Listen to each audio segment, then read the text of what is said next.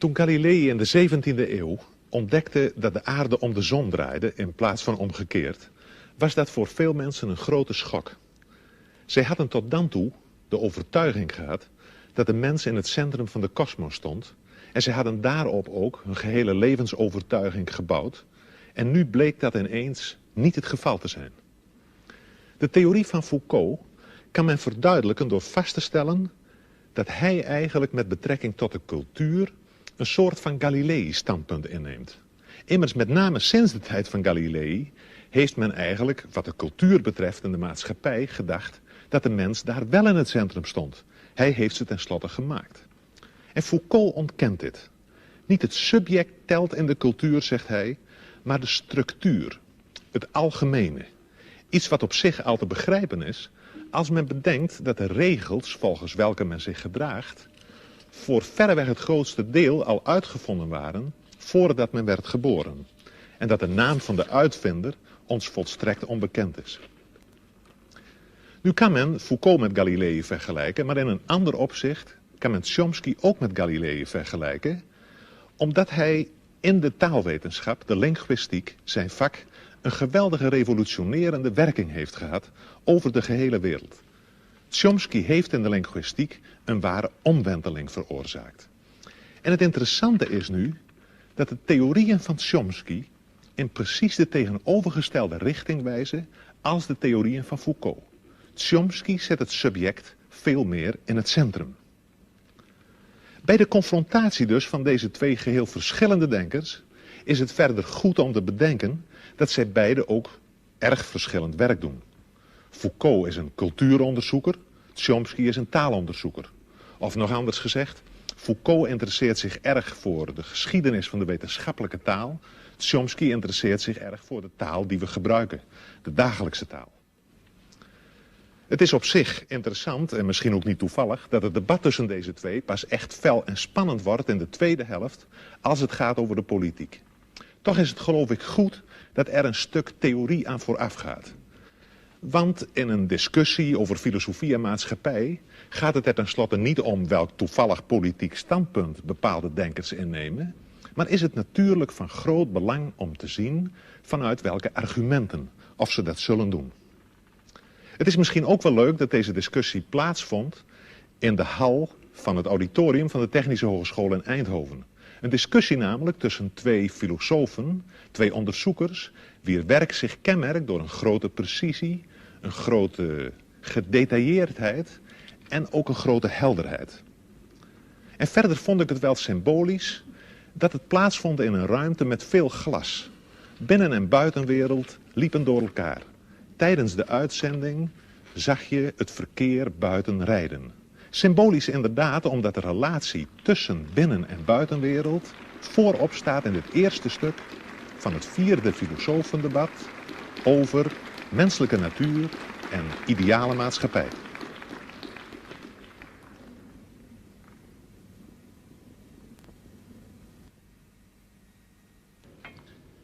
Ladies and gentlemen, welcome at the 4th debate of the International Philosophers Project. Tonight's debaters are Mr. Michel Foucault of the Collège de France and Mr. Noam Chomsky of the Massachusetts Institute of Technology. Both philosophers have points in common and points of difference. Perhaps the best way to compare both philosophers is to look at them as mountain diggers working at the opposite sides of the same mountains with different tools without knowing even if they are working in each other's direction. All learning concerning man, ranging from history to linguistics and psychology, are faced with the question whether in the last instance we are the product of all kinds of external factors, or if in spite of our differences we have something we could call a common human nature by which we can call each other human beings. So my first question is to Mr. Chomsky, because you, Mr. Chomsky, employ often the concept of human nature, and even in this connection you are using terms like innate ideas and innate structures. Which arguments can you derive from linguistics in order to give such a central position to this notion of human nature? Well, let me begin in a slightly technical way. A person who's interested in studying language is faced with a very definite empirical problem. He's faced with an organism, a mature, let's say adult speaker, who has somehow acquired an amazing range of abilities which enable him in particular to say what he means, to understand what people say to him, to do this in a fashion that I think it's proper to call highly creative. Now, the person who's acquired this intricate and highly articulated and organized collection of abilities, the collection of abilities that we call knowing a language, that person has been exposed to a certain experience. He has been presented in the course of his lifetime with a certain amount of data, of direct experience with the language. And we can investigate the data that's available to this person. And having done so, in principle, we're faced with a very clear and a reasonably clear and well-delineated scientific problem, namely the problem of accounting for the gap between the really quite small quantity of data, small and rather degenerate quantity of data that's presented to the person, to the child, and the very highly articulated, highly systematic, profoundly organized resulting knowledge that he somehow derives from this data. Furthermore, even more remarkable, we notice that in a wide range of languages, in fact all that have been studied seriously, there are remarkable limitations on the kinds of system that emerge from the very different kinds of experience to which people are exposed. Well, there's only one possible explanation for, what one can say in a rather schematic fashion, for this remarkable phenomenon, namely the assumption that the individual himself contributes a good deal, an overwhelming part, in fact, of the general schematic structure and perhaps even of the specific content of the knowledge that he ultimately derives from this very scattered and limited experience.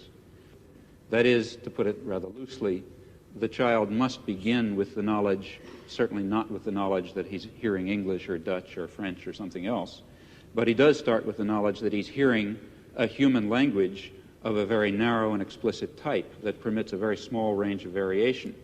And it's because he begins with that highly organized and very restrictive schematism that he's able to make the huge leap from scattered and degenerate data to highly organized knowledge.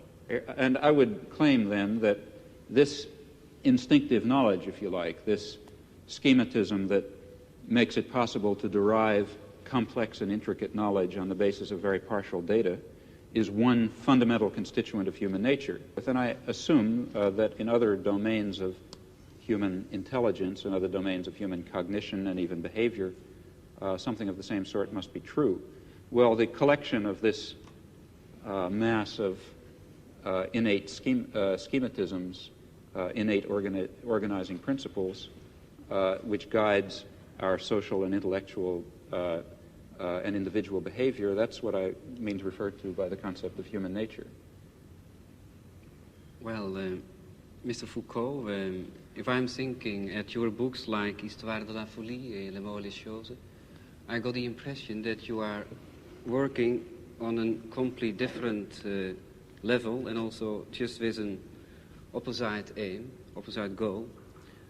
If I'm thinking about the word schematism in relation to human nature, then you are just trying to work out that there are in several periods, several schematisms. What do you think about this? Well, if you permit, I will answer in French, because my English is so bad that I would be ashamed to answer in English. Là, il est vrai que je me méfie un peu de cette notion de nature humaine. Mais je m'en méfie pour la raison suivante. Je crois que parmi les concepts parmi les notions dont une science peut se servir, il y a évidemment des notions qui sont d'un niveau, qui ont une élaboration, qui est une fonction différente. Par exemple, prenons le cas de la biologie. À l'intérieur, dans le domaine de la biologie, vous avez des concepts qui sont plus ou moins bien établis, comme le concept de réflexe. Bon.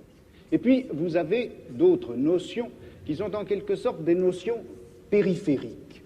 Des notions périphériques qui ne jouent pas un rôle en quelque sorte organisateur à l'intérieur de la science, des concepts qui ne sont pas des instruments d'analyse, des concepts qui ne sont pas descriptifs non plus. Ce sont des notions en quelque sorte qui servent simplement à indiquer des problèmes ou encore qui servent à indiquer des domaines d'objets à étudier. Prenez par exemple, il y a une notion comme ça qui, je crois, été très importante dans l'histoire de la biologie. C'est tout simplement la notion de vie. Bon, au XVIIe ou au XVIIIe siècle, les gens qui étudiaient la nature ne se servaient pas du concept de vie. Ils classaient les êtres naturels, qu'ils soient vivants ou non vivants, dans une espèce de grand tableau ou de grande hiérarchie. La vie était une notion dont ils ne se servaient pas et dont ils n'avaient pas besoin. Et puis, à la fin du XVIIIe siècle, un certain nombre de problèmes se sont posés, comme par exemple les problèmes de l'organisation intérieure de ces êtres dont on avait fait la classification. Ou bien encore, avec les progrès du microscope, le microscope d'Amici, on a vu apparaître tout un tas de phénomènes qui n'avaient pas été jusque-là encore perçus et dont les mécanismes, dont le fonctionnement n'était pas encore clair. Les progrès de la chimie ont fait également apparaître les problèmes concernant les rapports entre les réactions chimiques et les processus physiologiques de l'organisme. Et voilà que tout un domaine d'objets est apparu, domaine d'objets absolument nouveau pour le biologiste, et c'est cela qui a été appelé la vie. Et la vie, c'était une notion qui servait à indiquer le champ des objets et des domaines nouveaux que la science avait à parcourir. Bon, et je dirais, comme ça, en historien des sciences, si vous voulez, que la notion de vie a été un indicateur épistémologique, un index des problèmes à parcourir, et je me demande si on ne pourrait pas dire la même chose de la nature humaine. Foucault vergelijkt dus het begrip menselijke natuur van Tchomsky met het begrip leven in de biologie en in de geschiedenis van dat vak. En hij doet dat omdat hij dat begrip menselijke natuur eerder ziet als een aanwijzing voor een onderzoeksprogramma dan als een aanwijzing voor het feit dat de mens uit zichzelf zo verschrikkelijk veel klaar zou kunnen spelen. Voor hem is dat begrip menselijke natuur eigenlijk een soort van wetenschappelijk boodschappenlijstje en niet meer dan dat. En Tchomsky wil dit wel accepteren als maar duidelijk is dat vakken als biologie, fysiologie en neurologie voorlopig nog helemaal niet over de middelen beschikken om die menselijke natuur en dat taalvermogen adequaat te kunnen beschrijven. Vrij vroeg is het debat zo aangeland op een punt waar het gespreksleider elders de grootste moeite zal kosten om de partners met elkaar in contact te houden. Voor een deel ligt het natuurlijk aan de taal die ze spreken, maar voor een veel groter deel ligt dat aan het feit dat Tchomsky en Foucault ieder in een verschillende denkwereld zitten, zodat hun begrippen heel gemakkelijk langs elkaar heen glijden. We krijgen eigenlijk het merkwaardige schouwspel te zien van twee breinen die gelijktijdig aan het denken zijn en om de beurt een begrip oppikken uit het betoog van de ander, om dit begrip dan vervolgens te belichten vanuit hun eigen denksysteem. Daarbij speelt dus voor Tchomsky een grote rol dat begrip creativiteit, waarover nu een heel groot stuk van het debat zal gaan. Voor Tchomsky is creativiteit eigenlijk een kenmerk van alle mensen. Iedereen werkt ermee. De verkeersdeelnemer, die ter plaatse in een onverwachte situatie moet gaan bedenken wat hij zal doen. De opvoeder, die niet terug wil vallen op autoritaire gedragspatronen en tegenover een lastige pupil zelf nieuw gedrag moet uitvinden. Maar vooral geldt deze creativiteit voor het kind dat een taal leert en dat daarbij merkwaardigerwijze leert om zelf nieuwe taal te produceren, te maken. Foucault staat daar tegenover. Hij vraagt voortdurend de aandacht voor het zogenoemde epistemologische veld waarbinnen de menselijke activiteit plaatsvindt. Dit epistemologische veld, oftewel episteme, wordt in het profiel omschreven als het geheel van niet bewuste regels die de algehele organisatie van onderling gescheiden velden van kennis beheersen.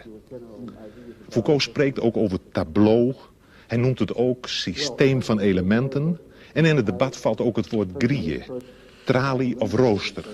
We kunnen misschien het best spreken van een netwerk waarbinnen iedereen in een bepaalde cultuur denkt of hij wil of niet. Het zijn eigenlijk regels waaraan het denken van iedereen gehoorzaamt en met behulp waarvan iedereen zoekt naar bepaalde identiteiten, samenhangen enzovoort. En dit netwerk nu is niet de uitvinding van bepaalde individuen. Het bepaalt veel eer de regels van de denken- en doegewoonten, van het denken- en doespel dat we cultuur noemen en waaraan ieder individu eigenlijk onderhorig is. Een dergelijk netwerk is ook geen ding of idee, maar het ligt precies tussen ding en idee in. En de geschiedenis van het denken is dan voor Foucault ook niet de geschiedenis van ideeën, of zelfs zoiets als de ontwikkeling van de geest of iets dergelijks, maar veel eer de afwisseling van discontinue transformaties, van discontinue overgangen van het ene netwerk naar het andere. Dat is dus een heel andere aanzet dan die van Tchomsky, bij wie die creativiteit in het centrum staat. En het is duidelijk dat we op dit punt bij Foucault weer diezelfde onttroning van het subject tegenkomen, waarover we in verband met Galilei in het begin reeds gesproken hebben. De filosofie van Foucault is een filosofie waarbij de filosoof zelf eigenlijk voortdurend uit het beeld verdwijnt. Ja, paradoxaal genoeg zou je moeten zeggen, het is eigenlijk een filosofie zonder filosoof. En je moet dit ook nog generaliseren, want de mens is bij Foucault in zekere zin de grote afwezige in zijn eigen cultuur. En het is in dit verband dan ook heel begrijpelijk dat Foucault nogal fel en afwijzend reageert wanneer de gespreksleider belangstelling begint te vertonen voor privéaspecten van zijn bestaan. Wanneer Foucault debatteert, dan gaat het over alles, behalve over Foucault zelf. Dit dus ter introductie op dit volgende, vrij uitvoerige theoretische stuk van het debat, dat eigenlijk maar voortdurend allerlei aspecten van één hoofdvraag behandelt, en wel de vraag: in hoeverre is de mens in staat iets nieuws te ontdekken, en als dat zo is, hoe moeten we het dan begrijpen? Het lijkt mij een erg relevante vraag, zeker als we bedenken dat we nogal wat nieuwe vormen van gedrag, kennis en wetenschap nodig zullen hebben, willen we het er in onze wereld met elkaar levend afbrengen. We nemen nu de draad weer op waar Foucault toelicht waarom hij aan de creativiteit van het individu in de geschiedenis niet zoveel aandacht besteedt. Dans l'histoire traditionnelle des sciences, on accorde en effet le maximum, enfin la tradition veut qu'on accorde le maximum à la créativité des individus. L'histoire des sciences, jusqu'à ces dernières années, consistait essentiellement à montrer en quoi un individu, que ce soit Newton ou que ce soit Mendel, peu importe, avait été effectivement le créateur ou le découvreur plutôt d'une vérité qui était là, inscrite dans les choses et dans le monde, et que personne avant eux n'aurait vu. Le postulat, il y a, je crois, qui dort en quelque sorte sous l'histoire des sciences traditionnelles, c'est ceci, c'est que la vérité est là pour être connue et que pourtant l'esprit de l'homme, par la suite, par l'effet d'un certain nombre d'inhibitions ou d'obstacles, n'est pas parvenu à voir cette vérité. L'esprit de l'homme est fait pour voir la vérité et un obstacle contingent l'en empêche. Cet obstacle, ça peut être, eh bien, selon les historiens, les conditions économiques et sociales, ou ça peut être la forme des mentalités, ou ça peut être la crédulité les vieux thèmes et mythes religieux, par exemple, ou moraux, enfin tout ceci qui constitue comme les obstacles, les écailles sur les yeux de celui qui voudrait voir. Mais en droit, l'esprit est fait pour voir, en droit, l'esprit est fait pour avoir accès à la vérité. Dans cette conception traditionnelle de l'histoire des sciences, d'une part, si vous voulez, on donne toute la créativité à l'individu, qui est en droit possesseur de la vérité, et puis on la lui retire par le système des obstacles qui viennent d'une façon tout à fait contingente l'empêcher de saisir, de formuler, de construire cette vérité à laquelle il a droit en principe. Bon. Alors, moi, le problème qui s'est posé à moi, c'était précisément un peu l'inverse. Parce que qu'est-ce qui se passe quand on assiste à une grande transformation scientifique? Dans une transformation scientifique, comme par exemple la naissance de la biologie au milieu du XVIIe siècle, ou la naissance de la philologie à la fin du XVIIIe, au début du XIXe. C'est vrai qu'un certain nombre d'obstacles, un certain nombre de préjugés, un certain nombre d'idées toutes faites tombent et viennent à disparaître. Mais ce qui m'a frappé, c'est que une science, au moment où elle naît, non seulement se débarrasse d'un certain nombre d'obstacles et d'obscurités, mais en même temps, elle supprime un certain nombre de savoirs et de connaissances existantes qu'elle occulte, qu'elle cache, comme si elle appliquait une grille nouvelle qui, tout en permettant de faire apparaître des phénomènes jusque-là cachés, cache des connaissances déjà acquises. Donc, une science, le progrès d'une science, l'acquisition d'une science, c'est pas simplement l'oubli des vieux préjugés, ce sont pas simplement les obstacles qui tombent, c'est une véritable nouvelle grille qui cache un certain nombre de choses et du coup fait apparaître. Donc, quand je critique la notion de créativité, je veux dire par là que, en fait, la vérité ne s'acquiert pas comme une sorte de création continue et cumulée, mais comme un jeu de grilles qui s'appliquent les unes sur les autres, cachées.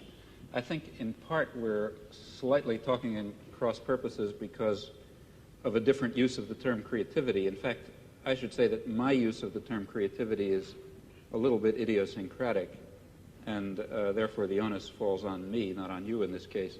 But when I speak of creativity, I'm not attributing to the concept the notion of value that is normal when we speak of creativity. That is, when you speak of scientific creativity, you're speaking properly of the achievements of a Newton. But in the context in which I've been speaking about creativity, it's a normal human event. I'm speaking of the kind of creativity that any child demonstrates when he is able to come to grips with a new situation, describe it properly, react to it properly, tell us something about it, think about it in a new fashion for him, and so on. These are, I think it's appropriate to call those creative acts, but of course without thinking of those acts as being the acts of a Newton. It's the lower levels of creativity that I've been speaking of. Now, as far as what you say about the history of science is concerned, I think that's correct and illuminating, and particularly relevant, in fact, to the kinds of enterprise that I see lying before us in psychology and linguistics and the philosophy of mind. That is, I think there are certain topics that have been, what was your word, depressed or put aside during the scientific advances of the, say, past 2 centuries, century and a half.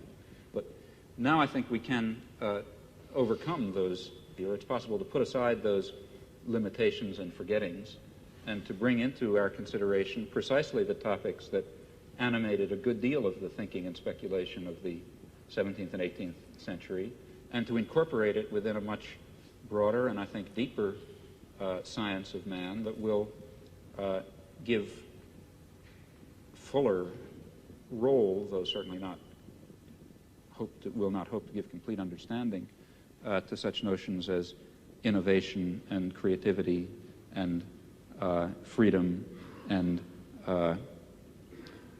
production of new new elements of thought and behavior within some system of rule and schematism. Those are concepts that I think we can come to grips with.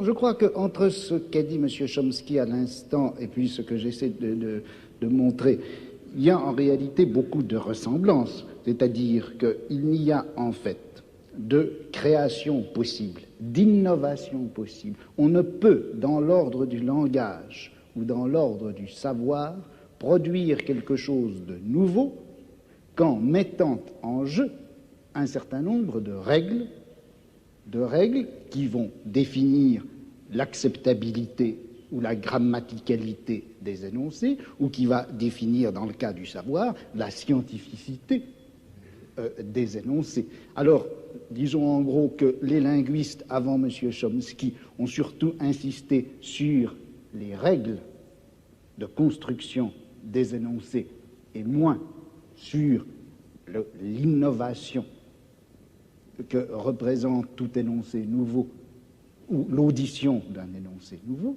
Et puis, dans l'histoire des sciences ou dans l'histoire de la pensée, on avait beaucoup plus l'habitude d'insister sur la création individuelle et on avait tenu à l'écart, on avait laissé dans l'ombre ces espèces de règles communes, générales, qui sont en œuvre obscurément à travers toute découverte scientifique, toute invention scientifique, ou même d'ailleurs toute innovation philosophique.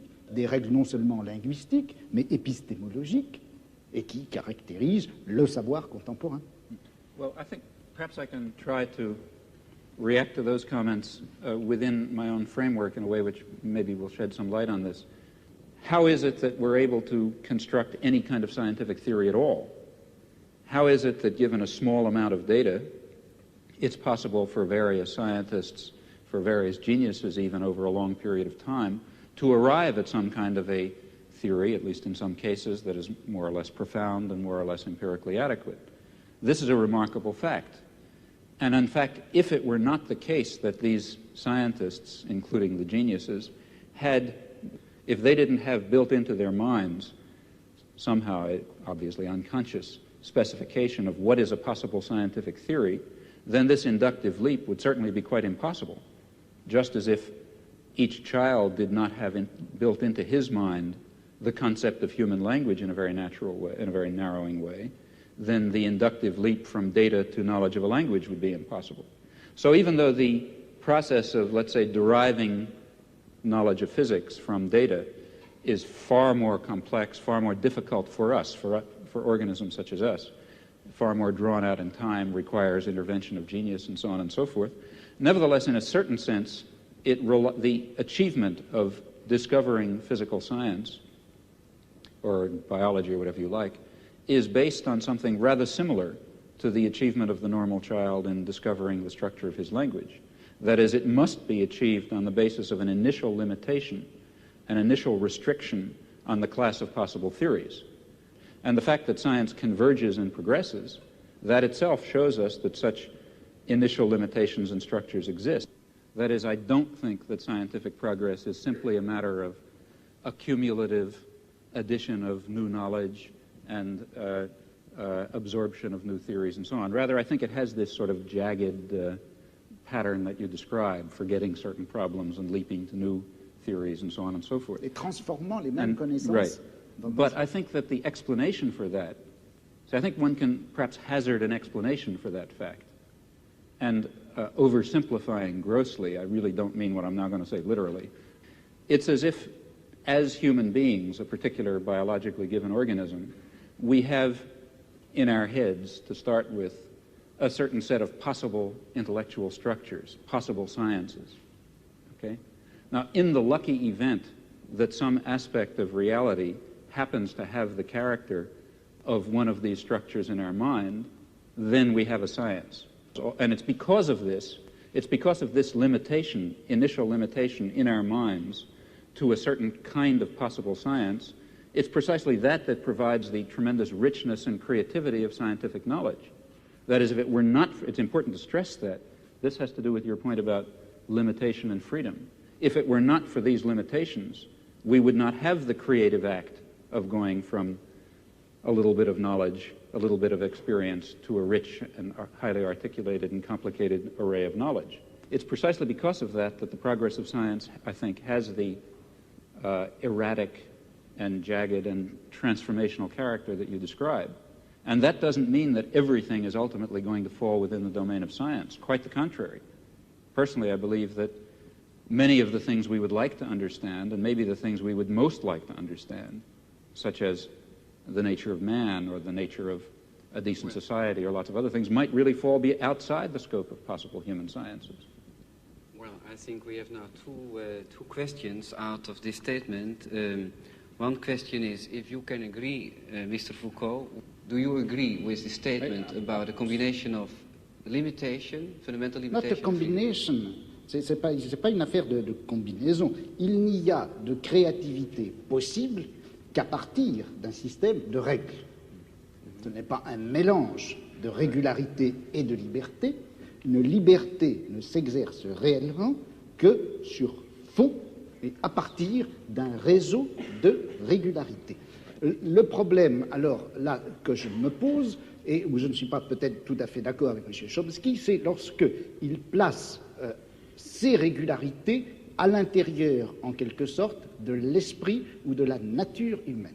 Je me demande si le système de régularité, de contraintes qui rendent possible une science, on ne peut pas les trouver ailleurs, en dehors même de l'esprit humain, dans des formes sociales, dans des rapports de production, dans des luttes de classe, etc.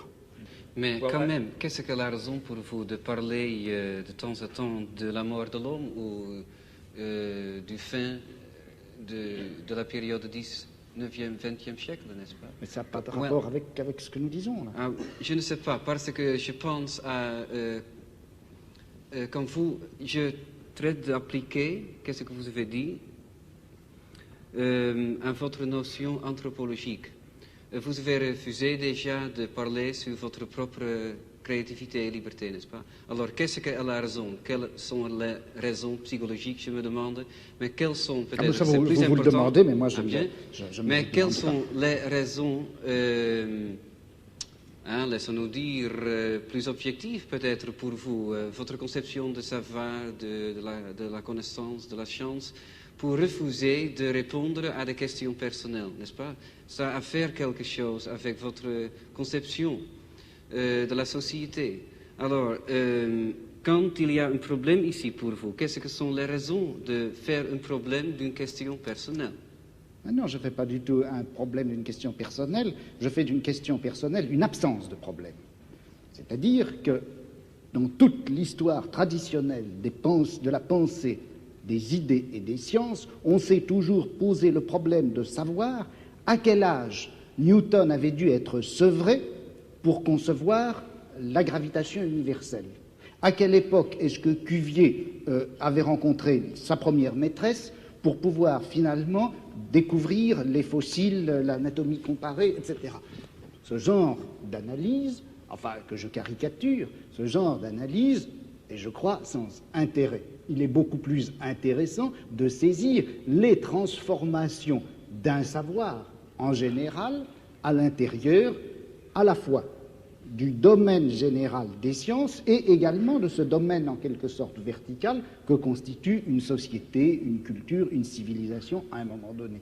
Et quand on saisit l'ensemble de la transformation, à ce moment-là, eh bien, on s'aperçoit que les petits événements individuels de la vie du savant n'est pas important. Opnieuw verdwijnt in deze laatste opmerking van Foucault het individuele leven van de geleerde onderzoeker uit het beeld. Maar hoe zit het dan met de verhouding van de mens tot zijn cultuur als het gaat over de politiek en misschien zelfs over de vraag hoe je die cultuur en die maatschappij kunt veranderen? Immers, men kan wel laten zien dat in de geschiedenis van de wetenschap en in de geschiedenis van de cultuur de inbreng van het individu een vrijwel te verwaarlozen rol speelt. De vraag, hoe moet ik handelen, de politieke vraag, blijft desalniettemin recht overeind staan. En het zal na het voorgaande misschien al duidelijk zijn dat die politieke vraag in het perspectief van Foucault heel sterk wordt tot de vraag: in hoeverre kan de mens ontsnappen aan zijn eigen cultuur?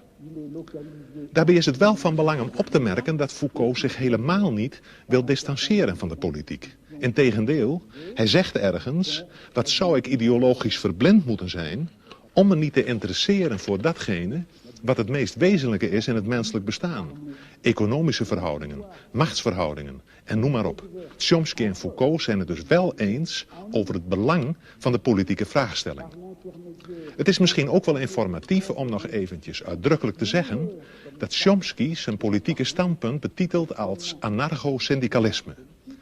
Hij is van mening dat het noodzakelijk is de verschillende vormen van kapitalisme op te heffen en te doorbreken ten bate van de directe participatie van de arbeider in arbeidersraden enzovoort. Decentralisatie, socialisatie en participatie, het zijn sleutelwoorden in het politiek programma van Tchomsky. Tchomsky zegt weliswaar dat hij geen noodzakelijk verband ziet tussen zijn wetenschappelijke inzichten en zijn politieke, maar uit de nu volgende openingsset blijkt dat hij regelrecht vanuit zijn wetenschappelijke opvattingen afstevend op de politiek. Zijn politieke en wetenschappelijke inzichten mogen niet logisch uit elkaar voortvloeien, ze lopen wel degelijk parallel. Well, let me begin by referring to something that I've already discussed. That is, if it is correct, as I believe it is, that a fundamental element of human nature is the need for creative work, for creative inquiry, for free creation without the arbitrary limiting effects of coercive institutions, then of course it will follow that a decent society should maximize the possibilities for this fundamental human characteristic to be realized. That means trying to overcome the elements of repression and oppression and destruction and coercion that exist in any existing society, ours for example, as a historical residue. Now, a federated, decentralized system of free associations incorporating economic as well as social institutions would be what I refer to as anarcho-syndicalism, and it seems to me that it is the appropriate form of social organization for an advanced technological society in which human beings do not have to be forced into the position of tools, of cogs in a machine, in which the creative urge, that I think is intrinsic to human nature, will in fact be able to realize itself in whatever way it will. I don't know all the ways in which it will. Je suis dans ma démarche beaucoup moins avancée, je vais beaucoup moins loin que M. Tchomsky, c'est-à-dire que j'avoue n'être pas capable de définir, il n'y a plus forte raison de proposer un modèle de fonctionnement social idéal pour notre société scientifique ou technologique. En revanche, une des tâches qui me paraît urgente, immédiate, avant même toute autre chose, c'est celle-ci. On a l'habitude, du moins dans notre société européenne, de considérer que le pouvoir, il est localisé entre les mains du gouvernement et il s'exerce par un certain nombre d'institutions bien particulières qui sont l'administration, en France on appelle ça préfectorale, enfin je ne sais pas comment on dit ailleurs, l'administration, la police, l'armée. On sait que toutes ces institutions-là sont faites pour transmettre les ordres, les faire appliquer et punir les gens qui n'obéissent pas. Mais je crois que le pouvoir politique, il s'exerce encore, il s'exerce en outre, de plus, par l'intermédiaire d'un certain nombre d'institutions qui ont l'air comme ça de n'avoir rien de commun avec le pouvoir politique, qui ont l'air d'en être indépendantes et qui ne le sont pas. On sait bien que l'université, d'une façon générale, tout le système scolaire, qui en apparence est fait simplement pour distribuer le savoir, on sait que cet appareil scolaire est fait pour maintenir au pouvoir une certaine classe sociale et exclure des instruments du pouvoir toute une autre classe sociale.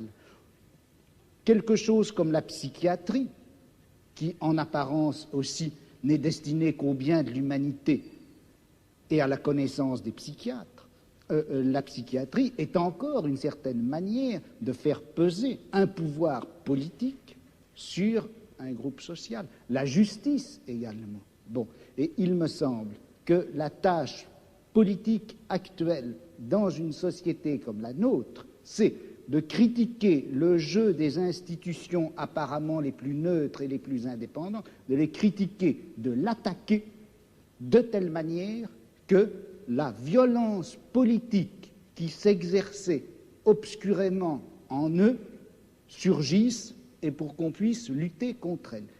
À vouloir tout de suite, enfin si on cherche tout de suite à donner le profil et la formule de la société future sans avoir bien fait la critique de tous les rapports de violence politique qui s'exercent dans notre société, on risque de les laisser se reconstituer, même à travers des formes aussi nobles, apparemment aussi pures que celles du syndicalisme anarchiste. Yes, I would certainly agree with that, not only in theory but also in action. That is, there are two intellectual tasks. One, and the one which I was discussing, to try to create the vision of a future just society. Another task is to understand very clearly the nature of power and oppression and terror and destruction in our own society. And that certainly includes the institutions you mentioned, as well as the central institutions of any industrial society, namely the economic, commercial, and financial institutions, in particular, in the coming period, the great multinational corporations, which are not very far from us physically tonight. Those are the basic institutions of oppression and coercion and autocratic rule that appear to be neutral. After all, they say, well, we're subject to the democracy of the marketplace.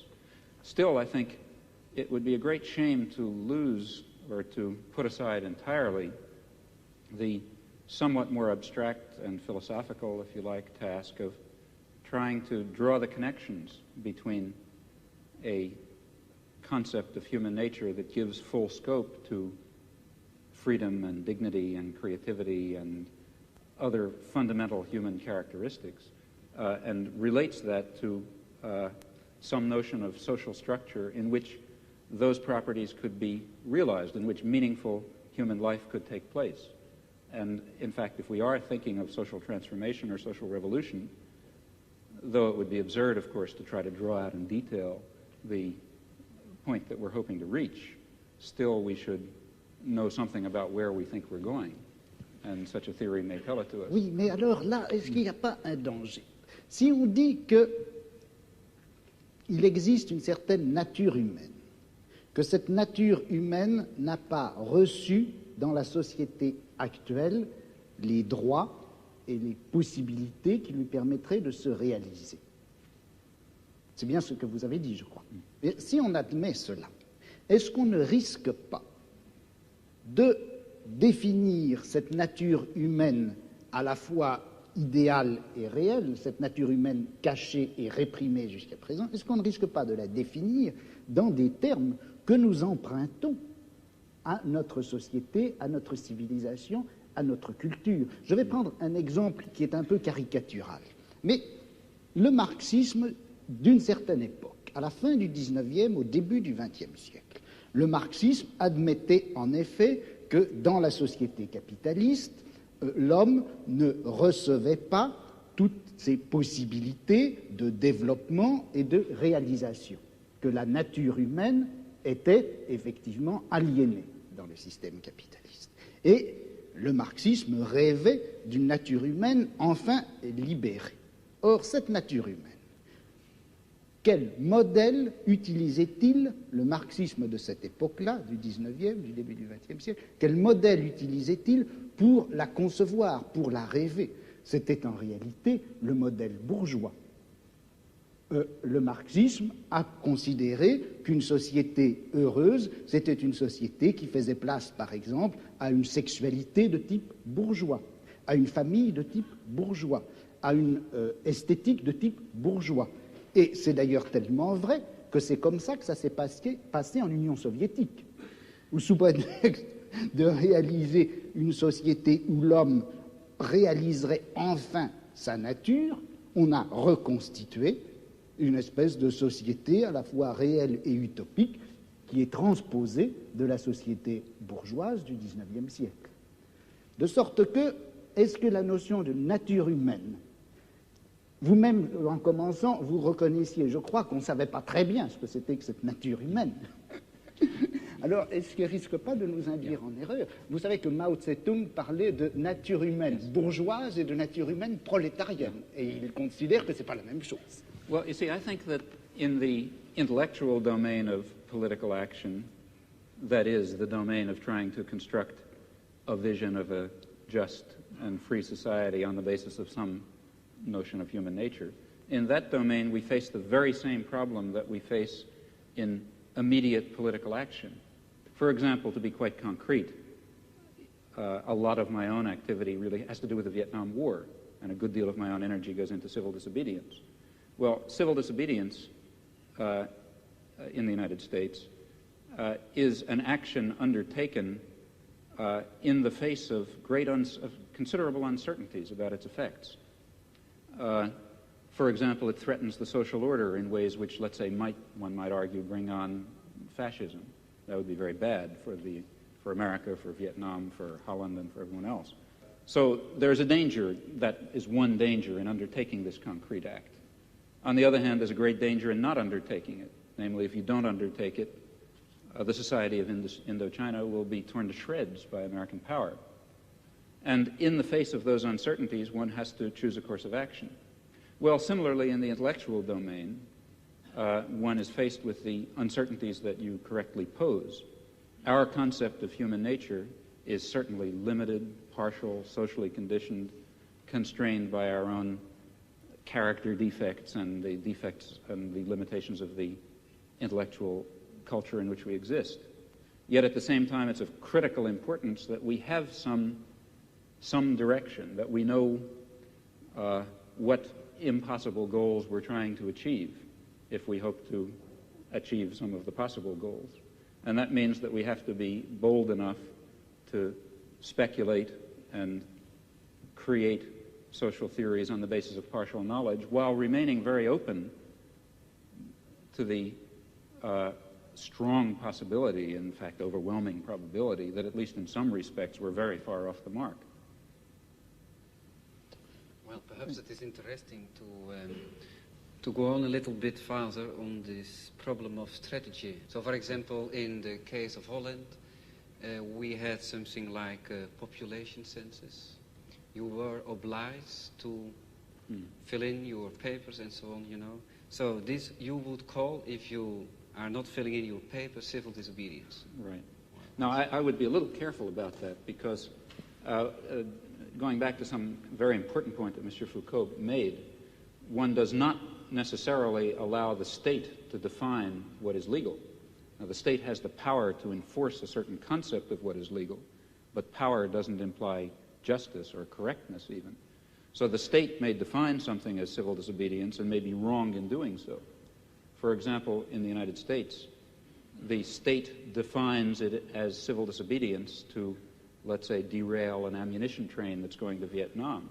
And the state is wrong in defining that as civil disobedience because it's legal and proper and should be done. It's proper to carry out actions that will prevent the criminal acts of the state, just as it's proper to violate a traffic ordinance in order to prevent a murder. If I was standing at a street corner and the traffic light were red, let's say I was standing in my car and I drove across the traffic light to prevent somebody from, let's say, machine gunning a group of people, of course that's not violation of law. It's an appropriate and proper action. No sane judge would convict you for such an action. Similarly, a good deal of what the state authorities define as civil disobedience is not really civil disobedience. In fact, it's legal, in fact, obligatory behavior in violation of the commands of the state, which may or may not be legal commands.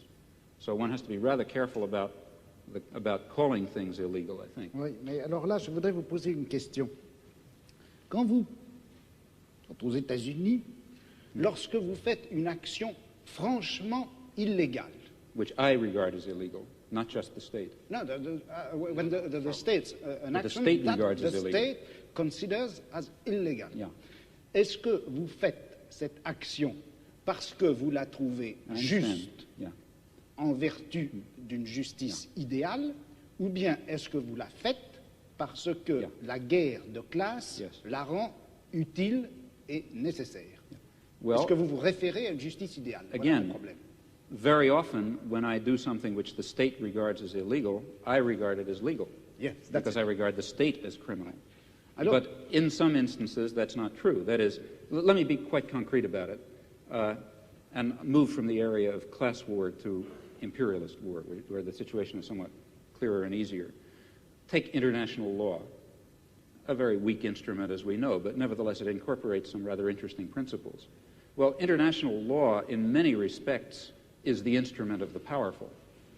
That is, international law permits much too wide a range of international forceful intervention in support of existing power structures that define themselves as states and against the interests of masses of people who happen to be organized in opposition to states. But, in fact, international law is not solely of that kind. And, in fact, there are interesting elements of international law, let's say embedded in the United Nations Charter, which permit, in fact, I believe, require the citizen to act against his own state in ways that the state will falsely regard as criminal. But nevertheless, he's acting legally, because international law also happens to prohibit the threat or use of force in international affairs, except under some very narrow circumstances, of which, for example, the war in Vietnam is not one, which means that in the particular case of, let's say, the Vietnam War, the one that interests me most, the American state is acting in a criminal capacity, and people have the right to stop criminals from murdering people. Just because the criminal happens to call your action illegal when you try to stop him, that doesn't mean it is illegal. I mean, a perfectly clear case of that is the present case of the Pentagon Papers in the United States, which I suppose you know about. Reduced to its essentials and forgetting legalisms, what is happening is that the state is trying to prosecute people for exposing its crimes. That's what it amounts to. C'est donc au nom d'une justice plus pure que vous critiquez le fonctionnement de la justice. Parce que c'est pour moi, si vous voulez, important de savoir ça, parce que nous avons actuellement en France un débat sur le problème de la justice et à propos de l'institution d'un tribunal populaire à propos de la justice. Vous connaissez le problème. Et un certain nombre de gens, comme Sartre par exemple, pensent que pour faire actuellement la critique du système pénal en France, ou pour faire la critique des pratiques policières, de la manière dont la police se conduit, il faut faire une sorte de tribunal qui, au nom d'une justice idéale, d'une justice supérieure, d'une justice humaine en général, condamnera la pratique des juges français ou des policiers français. Et puis, il y a un autre groupe de gens, et je me sens, je travaille avec ces gens-là, qui disent non, il ne faut pas faire cela parce que quand vous vous référez à la justice idéale que le tribunal serait censé appliquer, vous vous référez en fait à un certain nombre d'idées de justice qui ont été formées à notre époque par un certain groupe d'individus qui sont eux-mêmes, malgré tout, d'une façon directe ou indirecte, les produits de la société dans laquelle nous nous trouvons. Il faut attaquer les pratiques de la justice, il faut attaquer la police, il faut attaquer les pratiques policières, mais en termes de guerre et non pas en termes de justice. But you see, surely you believe that your role in the war is a just role, that you're fighting a just war, to bring in a concept from another domain. And that, I think, is important. If you thought that you were fighting an unjust war, you couldn't follow that line of reasoning. And I would like to slightly reformulate what you said. It doesn't seem to me that the differences between legality and ideal justice, it's rather between legality and better justice. Now, this better system may have its defects, certainly will, but comparing the better system with the existing system and not being confused into thinking that our better system is the ideal system, we can then argue, I think, as follows, that the concept of legality and the concept of justice are not identical. They're not entirely distinct either. Insofar as legality incorporates justice in this notion, in this sense of better justice, referring to a better society, then we should follow and obey the law, and force the state to obey the law, and force the great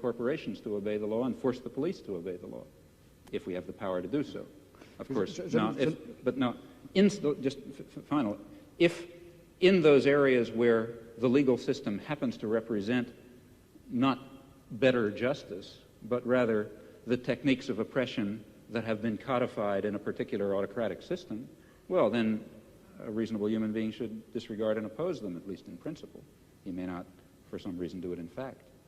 Alors, je voulais simplement répondre à votre toute première phrase quand vous avez dit « Mais la guerre que vous faites contre la police, si vous ne considériez pas qu'elle est juste, vous ne la feriez pas. » Alors, je vous répondrai un peu en termes de Spinoza. Je vous dirai « Le prolétariat ne fait pas la guerre à la classe dirigeante parce qu'il considère que cette guerre est juste. Le prolétariat fait la guerre à la classe dirigeante parce qu'il veut, pour la première fois dans l'histoire, prendre le pouvoir. Et c'est parce qu'il veut prendre le pouvoir qu'il considère que sa guerre est juste. Yeah, I don't agree On fait la guerre pour gagner et pas parce qu'elle est juste. I don't personally agree with that. For example, if I could convince myself that attainment of power by the proletariat would lead to a terroristic police state in which freedom and dignity and decent human relations would be destroyed, then I wouldn't want the proletariat to take power. In fact, the only reason for wanting any such thing, I believe, is because one thinks, rightly or wrongly, that some fundamental human values will be achieved by that transfer of power. Alors, je vous répondrai ceci. Quand le prolétariat prendra le pouvoir, il se peut bien que le prolétariat exerce à l'égard des classes dont il vient de triompher, il exerce un pouvoir violent, dictatorial et même sanglant. Je ne vois pas quelle objection on peut faire à cela. Maintenant, vous me direz, et si le prolétariat exerce ce pouvoir sanglant, tyrannique et injuste à l'égard de lui-même, le prolétariat? Alors je vous répondrai, ça ne peut se produire que si le prolétariat n'a pas réellement pris le pouvoir, mais c'est qu'une classe extérieure au prolétariat, ou un groupe de gens intérieurs au prolétariat, une bureaucratie ou les restes de la petite bourgeoisie, etc., s'est emparé du pouvoir. Well, I'm not at all satisfied with that theory of revolution for a lot of reasons, historical and other. But even if one were to accept it for the sake of argument, still that theory is maintaining that it is proper for the proletariat to take power and exercise it in a violent and bloody and unjust fashion because it is claimed, in my opinion falsely, that will lead to a more just society in which the state will wither away, in which the proletariat will be a universal class, and so on and so forth. If it weren't for that further justification, the concept of a dictatorship of the proletariat, violent and bloody, would certainly be unjust. At least I, for example, am not a committed pacifist. That is, I would not hold that it is under all imaginable circumstances wrong to use violence, even though use of violence is in some sense unjust. I believe that one has to estimate relative injustices. But the use of violence and the creation of some degree of injustice can only itself be justified on the basis of the claim and the assessment, which always ought to be undertaken very, very seriously and with a good deal of skepticism, that this violence is being exercised because a more just result is going to be achieved. If it does not have that grounding, it really is totally immoral, in my opinion. Je ne pense pas que l'idéal de la guerre de classe, enfin le but que se propose le prolétariat en menant la guerre de classe, je ne crois pas qu'on puisse dire, enfin qu'il soit suffisant de dire que c'est une plus grande justice. Ce que le prolétariat veut faire en chassant la classe actuellement au pouvoir et en prenant pour lui le pouvoir, c'est la suppression, précisément, d'un pouvoir de classe en général. Okay. Car le prolétariat... Hein? That is the further justification. Ça c'est la justification, mais pas en termes de justice, en termes de pouvoir. But it is in terms of justice. It's because the end that will be achieved, it is claimed, is a just end. If no Leninist or whatever you like would dare to say we have a right to take power, let's say we, the proletariat, and then throw everyone else into crematoria, let's say. I mean, if that were the consequence of the proletariat taking power, of course it would not be appropriate. The idea is, and as for reasons I mentioned, I'm skeptical about it, that a period of violent dictatorship, of perhaps violent and bloody dictatorship, is justified because that will mean the submergence and termination of class oppression, a proper end to achieve in human life. Mais il me semble que de toute façon, la notion même de justice fonctionne à l'intérieur de la société de classe comme revendication du côté de la classe opprimée et comme justification du côté de la classe oppressée. I don't agree with that. Et dans une société sans classe, je ne suis pas sûr qu'on ait encore à utiliser cette notion de justice. Yeah. Well, here I really disagree. I think that there is a sort of an absolute basis. If you press me too hard, I'll be in trouble because I can't sketch it out.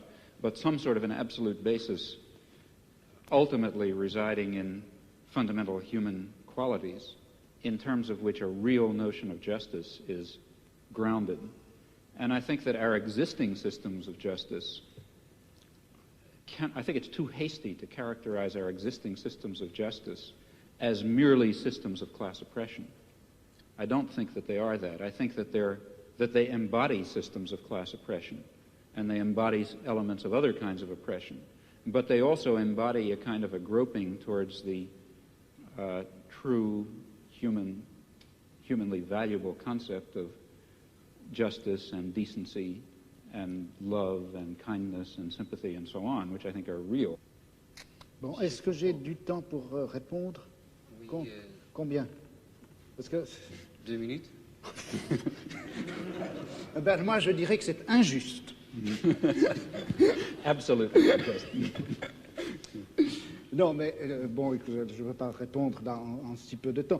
Je dirais simplement ceci. Je ne peux pas m'empêcher, contrairement à ce que vous pensez, je ne peux pas m'empêcher de croire que cette notion de nature humaine, cette notion de bonté, de justice, d'essence humaine, de réalisation de l'essence humaine, tout ça, ce sont des notions et des concepts qui ont été formés à l'intérieur de notre civilisation, dans notre type de savoir, dans notre forme de philosophie, et que par conséquent, ça fait partie même de notre système de classe, et qu'on ne peut pas, aussi regrettable que ce soit, on ne peut pas faire valoir ces notions pour décrire ou justifier un combat qui doit en principe bouleverser les fondements mêmes de notre société.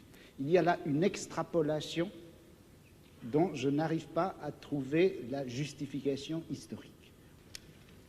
Well, I think we can start immediately the discussion. And Mr. Chomsky, I would ask you one question. In your discussion, you had the vocabulary of proletariat. We, as proletarian, it's the irony of history that at the moment, young intellectuals coming from middle class and upper class call themselves proletarians and say we must join the proletarians. But I don't see any class-conscious proletarians. That's a great dilemma. It is not true in our given society that all people are doing useful, productive work or self-satisfying work. Obviously, it's very far from true.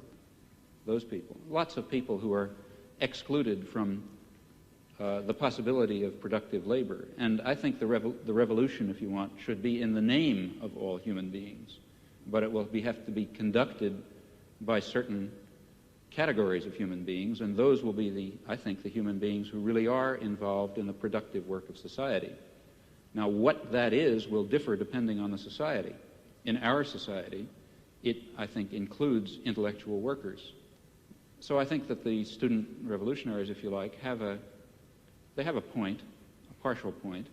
That is, it's a very important thing in a modern advanced industrial society. It's very important how the trained intelligentsia identify themselves, if they're going to be technocrats, let's say, or servants of either the state or private power, or alternatively, whether they're going to identify themselves as part of the workforce who happen to be doing intellectual labor. If the latter, then they can and should play a decent role in a progressive social revolution. If the former, then they're part of the class of the oppressors. I have an additional, one small additional question or more remark to you.